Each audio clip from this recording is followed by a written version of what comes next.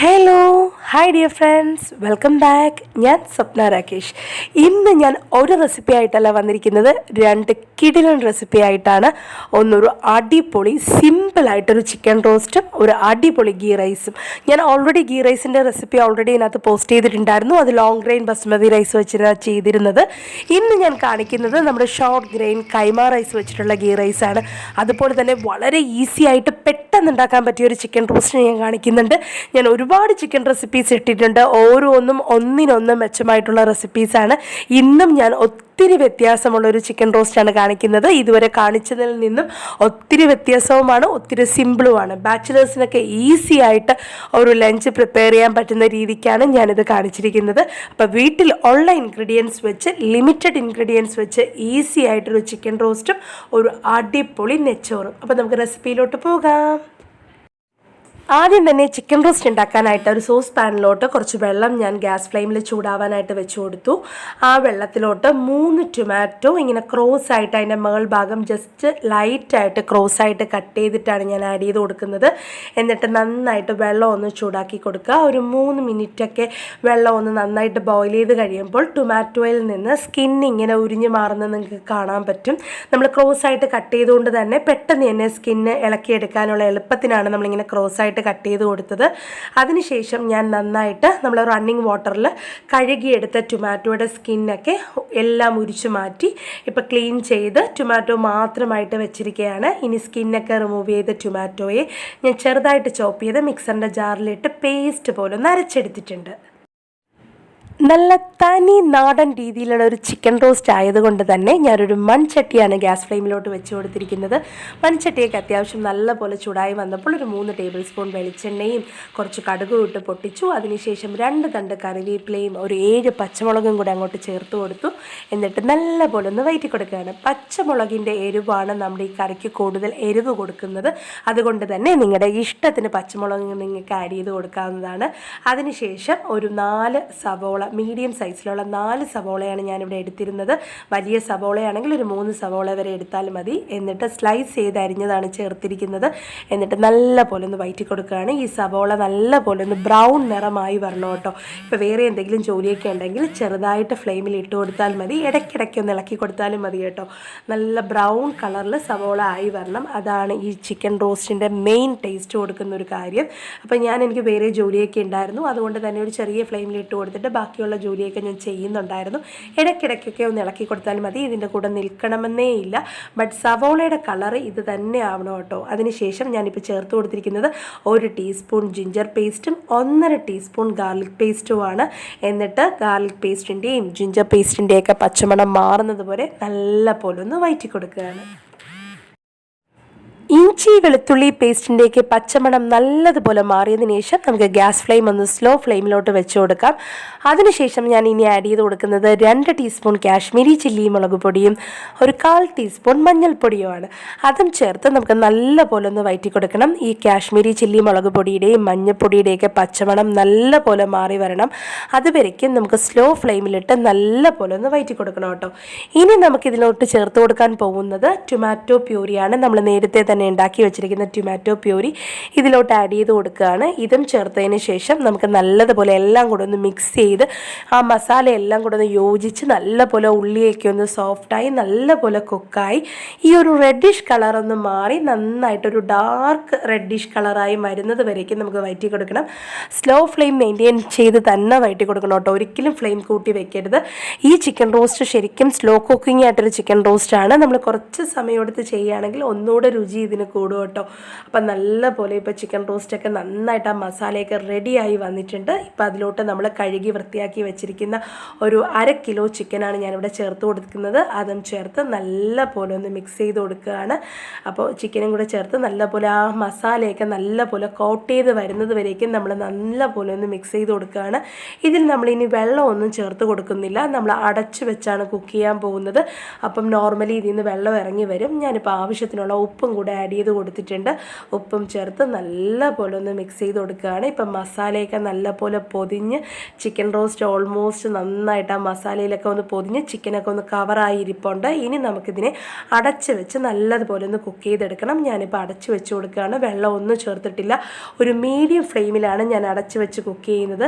അങ്ങനെ ഒരു 10 മിനിറ്റ് കഴിഞ്ഞപ്പോൾ ഞാനിപ്പോൾ പാനൊന്ന് തുറന്ന് നോക്കി. അപ്പോൾ നമ്മുടെ ചിക്കൻ റോസ്റ്റിൽ കുറച്ച് വെള്ളമൊക്കെ ഇറങ്ങി വന്ന് ഒന്ന് റെഡിയായി വരുന്നുണ്ട്. വീണ്ടും നമുക്കിനി ഒന്ന് അടച്ച് വെച്ച് ഒരു 15 മിനിറ്റ് കുക്ക് ചെയ്ത് കൊടുക്കണം കേട്ടോ. അപ്പോഴാണ് നമ്മുടെ ചിക്കൻ റോസ്റ്റൊക്കെ ഇവിടെ റെഡിയായി വരുന്നത്. ഞാൻ വീണ്ടും ഒന്ന് കവർ ചെയ്ത് വെക്കുകയാണ്. വീണ്ടും ഒരു 15 മിനിറ്റിന് ശേഷം ഞാൻ പാനൊന്ന് ഓപ്പൺ ചെയ്ത് നോക്കി. അപ്പം നമ്മുടെ ചിക്കൻ റോസ്റ്റൊക്കെ ഇവിടെ കൃത്യമായിട്ട് റെഡി ആയിട്ടുണ്ട്. ഇനി ഒരു 5 മിനിറ്റും കൂടെ നമുക്കൊന്ന് ഓപ്പൺ പാനിൽ അടച്ച് വെക്കാതെ ഒന്ന് ജസ്റ്റ് ഒന്ന് ഇളക്കിയെടുക്കണം കേട്ടോ. അപ്പോൾ ഒരു കിടിലൻ ചിക്കൻ റോസ്റ്റാണ്. ഇനി ഞാൻ ഇതിലോട്ട് ചേർത്ത് കൊടുക്കാൻ പോകുന്നത് ഒരു 1/2 ടീസ്പൂൺ പെരിഞ്ജീരകപ്പൊടിയാണ്.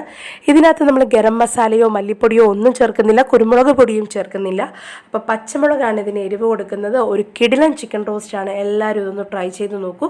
ഇനി നമുക്ക് എളുപ്പത്തിൽ ഒരു കിടിലൻ ഗീ റൈസും കൂടെ ഇതിനോടത്തെ കഴിക്കാൻ വേണ്ടി നമുക്ക് റെഡിയാക്കാം കേട്ടോ. ഗീ റൈസ് ഉണ്ടാക്കാനായിട്ട് ആദ്യം തന്നെ ഒരു ഗ്ലാസ് ബൗളിലോട്ട് 2 കപ്പ് കൈമ റൈസാണ് ഞാൻ ചേർത്ത് കൊടുക്കുന്നത്. 250 ml കപ്പിൽ 2 കപ്പ് റൈസ് നന്നായിട്ട് കഴുകി വൃത്തിയാക്കി വെള്ളമെല്ലാം ഡ്രെയിൻ ചെയ്ത് കളഞ്ഞ് നമുക്ക് എടുക്കാം കേട്ടോ. ഒട്ടും തന്നെ വെള്ളമില്ലാതെ നന്നായിട്ട് ഒരു സ്ട്രെയിനറിൽ വെച്ച് ഡ്രെയിൻ ചെയ്തെടുക്കാം. എന്നിട്ട് ഞാനൊരു സോസ് പാൻ ഗ്യാസ് ഫ്ലെയിമിലോട്ട് വെച്ച് കൊടുത്തു. എന്നിട്ട് 2 ക്യൂബ് ബട്ടറും ഒരു 4 ഏലക്കയും ഒരു 5-6 കരയാമ്പൂവും 2 കഷ്ണം പട്ടയും ചേർത്ത് കൊടുത്തു. എന്നിട്ട് നമ്മുടെ ഈ ഹോൾ മസാലയൊക്കെ നല്ല പോലെ ഒന്ന് ചൂടായി നല്ലൊരു ഫ്ലേവറൊക്കെ വന്നതിന് ശേഷം ഞാനൊരു 3 സവോളയാണ് സ്ലൈസ് ചെയ്ത് ആഡ് ചെയ്ത് കൊടുക്കുന്നത്. ഒരു മീഡിയം സവോളയായിരുന്നു, ചെറിയ സവോളയായിരുന്നു. വലുതാണെങ്കിൽ ഒരെണ്ണം ചേർത്താൽ മതി. എന്നിട്ട് നല്ല പോലെ ഒന്ന് വഴറ്റി കൊടുക്കുകയാണ്. സവോളയുടെ നിറം ഒന്നും മാറിപ്പോകരുത്, ബട്ട് സവോള ഒന്ന് സോഫ്റ്റായി കിട്ടിയാൽ മതി. ചെറുതായിട്ടൊന്ന് കളറൊക്കെ ഒന്ന് മാറി സവോളയൊക്കെ ഒന്ന് സോഫ്റ്റായി വന്നതിന് ശേഷം ഞാനൊരു 2 ക്യാരറ്റ് ക്യൂബ് പീസസ് ആയിട്ട് കട്ട് ചെയ്താണ് ചേർത്ത് കൊടുക്കുന്നത്. ക്യാരറ്റ് ഓപ്ഷണലാണ്, വേണമെങ്കിൽ ചേർത്താൽ മതി. ഞാൻ ഓൾറെഡി ഒരു ഗീ റൈസിൻ്റെ റെസിപ്പി നമ്മുടെ ചാനലിൽ ഇട്ടിട്ടുണ്ട്. അപ്പോൾ അതിൻ്റെ ലിങ്ക് ഞാൻ ഡിസ്ക്രിപ്ഷൻ ബോക്സിൽ ആഡ് ചെയ്യാം കേട്ടോ. ഇതിൽ നിന്ന് കുറച്ച് ഡിഫറെൻ്റ് ആണ് ആ റെസിപ്പി.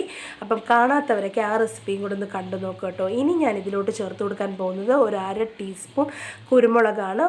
ഒരു 10-15 പീസസ് കുരുമുളക്, ഹോൾ കുരുമുളകാണ്.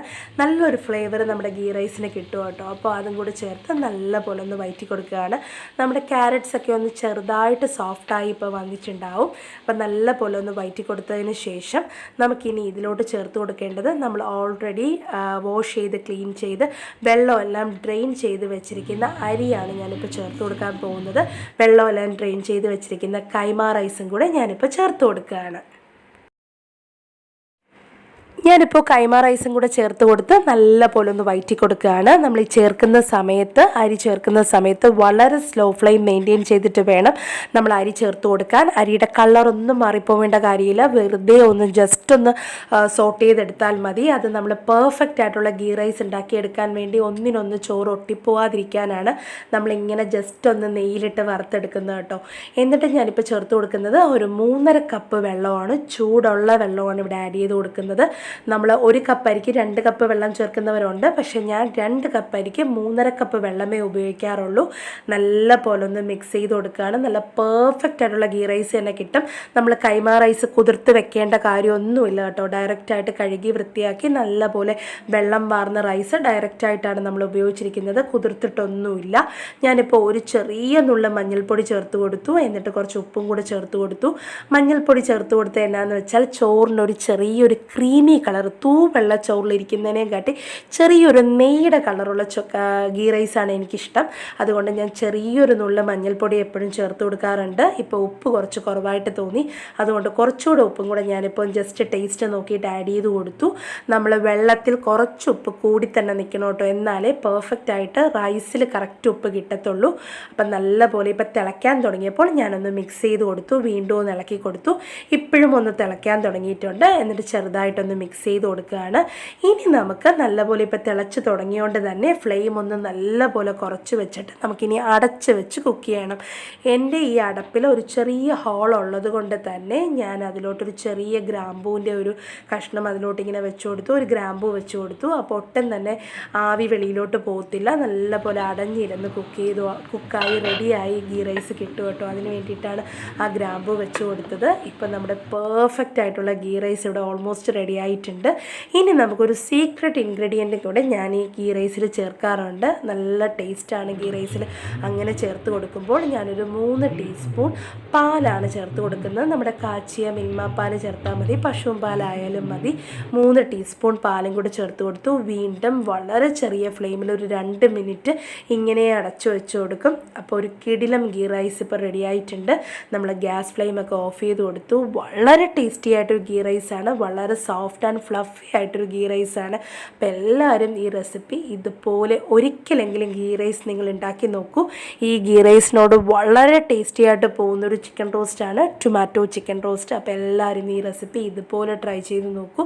വളരെ ഈസിയല്ലേ ഈ റെസിപ്പി ഉണ്ടാക്കാനായിട്ട്. പെട്ടെന്ന് തന്നെ നമുക്ക് ലഞ്ച് വളരെ ടേസ്റ്റി ആയിട്ട് ഉണ്ടാക്കാം. അപ്പോൾ എല്ലാവരും ഈ റെസിപ്പി ട്രൈ ചെയ്തിട്ട് നിങ്ങളുടെ ഫീഡ്ബാക്കൊക്കെ എന്നോട് പറയൂ. ചാനൽ ഇഷ്ടമാണെങ്കിൽ സബ്സ്ക്രൈബ് ചെയ്യാൻ മറക്കണ്ട, റെസിപ്പി ഇഷ്ടമാണെങ്കിൽ ലൈക്ക് ചെയ്യാനും മറക്കണ്ട കേട്ടോ. അപ്പോൾ ഒരു പുതിയ റെസിപ്പി ആയിട്ട് ഞാൻ വീണ്ടും ഉടൻ തന്നെ തിരിച്ചു വരുന്നതായിരിക്കും. അതുവരേക്കും എല്ലാവരോടും വളരെ ബിഗ് താങ്ക്സ്. അപ്പോൾ സീ യു ലേറ്റർ, ബൈ.